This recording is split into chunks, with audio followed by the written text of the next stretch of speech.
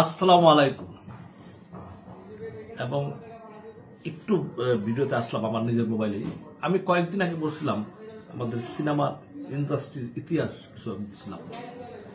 ইতিহাসগুলা বলতে হয়তো অনেকে আমাকে আমার কথাগুলো মাইন্ড করছে বা কষ্ট পাইছে, অনেকে খারাপ বলছে যে আমি বেশি কথা বলি, আমি এটা বলি না। আমার একটু জলে একটা প্রডিউসার অনেক কষ্টের বিনিময়ে একটা ছবি বানায়, আর সেই ছবিতে যদি তার চালান ফেরত না পায়, প্রফিট যদি না আসে, তাহলে ইন্ডাস্ট্রি ধ্বংস হয়ে যাবে। এই যে আমি এখন ওনার ভিডিওটা আমি দেখলাম, ৭১ চ্যানেল সাক্ষাৎকারটা দিচ্ছে,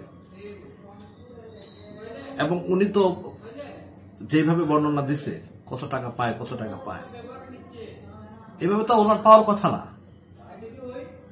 হল মালিক 50-50 দিয়ে দিবে, সিনেপ্লেক্স 50-50 দিয়ে দিবে, তাহলে দেখবেন প্রডিউসাররা টাকার মুখ দেখে। উনি কিন্তু নিঃসন্দেহে একটা ভালো ছবি বানাইছে। আমি চাই না এই প্রডিউসারটা হারায় যাক, যেমন আয়নাবাজির প্রডিউসার হারায় গেছে, ডাকা এডাকের প্রডিউসার হারায় গেছে। ভালো ছবি বানাইছিল ওগুলা।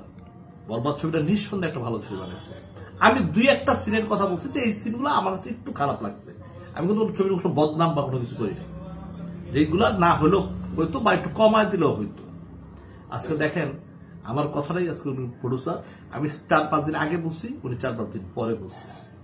তা আমি ওনার জন্য দোয়া করি যে উনি যেন তার টাকাটা, লগ্নিটা সুন্দরভাবে পায়, চোরের হাত থেকে যেন উনি সেফ হয়, তাহলে ইন্ডাস্ট্রি বাঁচবে।